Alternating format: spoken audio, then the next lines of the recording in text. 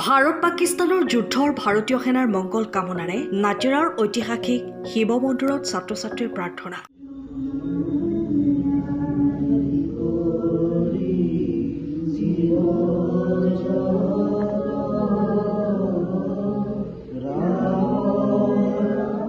Nazira junior কলেজৰ ছাত্ৰ-ছাত্ৰীৰ ভগৱন্তৰ ওচৰত প্ৰাৰ্থনা।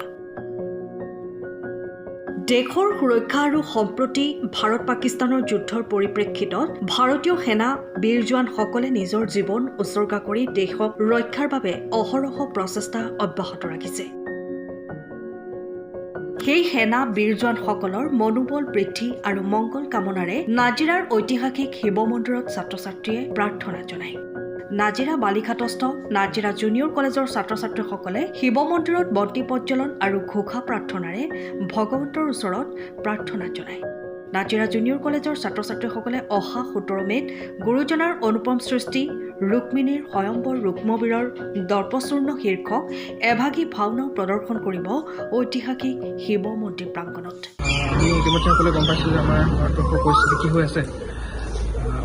17 মে' তাৰিখে আমি নাজিৰা কনিষ্ঠ মহাবিদ্যালয় উদ্যোগত আৰু নাজিৰা কনিষ্ঠ মহাবিদ্যালয়ৰ নৱপুৰণি ছাত্ৰ ছাত্ৰীসকলৰ উদ্যোগত এভাগী দিনজোৰা কাৰ্যসূচীৰে নাম প্ৰসংগ আৰু ৰাতিলৈ এভাগী বৈকুণ্ঠৰ লীলানাট মঞ্চস্থ কৰাৰ সিদ্ধান্ত লৈছোঁ।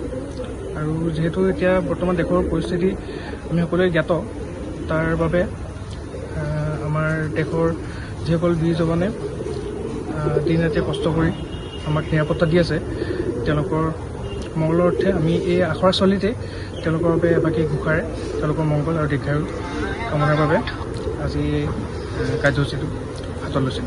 আমি নাজিৰা কনিষ্ঠ মহাবিদ্যালয়ৰ ছাত্ৰ ছাত্ৰীসমূহে লগ লাগি এখনি ভাওনা 17 মে' তাৰিখে মঞ্চস্থ কৰাৰ কথা আমি মনস্থ কৰিছিলোঁ। আৰু সেই গতিকে আজি আখৰাস্থলী যিহেতু বৰ্তমান আমি গম পাইছোঁ যে আমাৰ দেশৰ যি অৱস্থা সেয়া অতি ভয়াৱহ হৈ আছে, ভয়াৱহ অৱস্থাৰ সন্মুখীন হ'বলৈ আমি আগবাঢ়িছোঁ বা ভয়াৱহ অৱস্থাৰ আমি সন্মুখীন হৈ আছোঁ। গতিকে এই ভয়াৱহ অৱস্থাত যিসকল ব্যক্তিয়ে, যিসকল বীৰ জোৱানে আমাৰ দেশৰ বাবে প্ৰাণ আহুতি দিছে, তেওঁলোকলৈ আমি শ্ৰদ্ধাঞ্জলি জ্ঞাপন কৰিছোঁ। আৰু ইয়াৰ লগতে যিসকলে আমাক সুৰক্ষা প্ৰদান কৰিবৰ বাবে দিনে ৰাতিয়ে অহৰহ চেষ্টা কৰি আছে, তেওঁলোকৰ বাবে আমি ভগৱানৰ চৰণত আজি আখৰাস্থলীত আশীষ নিৰ্মালি আমি ভগৱানৰ ওচৰত প্ৰাৰ্থনা কৰিলোঁ, আশীষ নিৰ্মালি বিচাৰি। আৰু আশা কৰিছোঁ যাতে এই যি ভয়াৱহ পৰিস্থিতিৰ সৃষ্টি হৈছে, সেই ভয়াৱহ পৰিস্থিতি যাতে সোনকালে অতি শীঘ্ৰেই যাতে সাম কাটে আৰু পুনৰ যাতে শান্তি স্থাপন হয়, সেয়া আমাৰ কামনা। নাজিৰাৰ পৰা নয়নমণি ভট্টাচাৰ্যৰ ৰিপৰ্ট, টাইম অফ আছাম। সময়ৰ খবৰ সময়ত পাবলৈ ফ'ল' কৰক টাইম অফ আছাম।